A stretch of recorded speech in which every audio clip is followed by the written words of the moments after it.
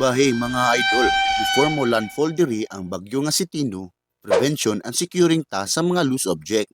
Nya naka-decide ta nga ato lang ni isulod si Orphy sa sala. Isimba ko mapalit niya ni itrato ra ba ni nato nga atong anak. Hinahinayan na nato atras mga idol. Mao ni usa ka struggle ani motora. Bugat paghinay ang dagan labi na ay atras pero kaya ra unsay gamit sa atong bagtak nga dako kaayo. Maayo gani, asakto ra jud ni siya sa front door. Lagluag pa gani gamay. First time ni nako nga gisulod siya, pero karon ra jud kay saon na lang mawala ni si Orphy, dili na ko makaya. Char. Mao ni naglisod kog pangita sa iyang pisto kay naay mga bangko sa sala. Tabang sa akong manghod nga gwapa, nakapisto na jud og tarong si Orphy.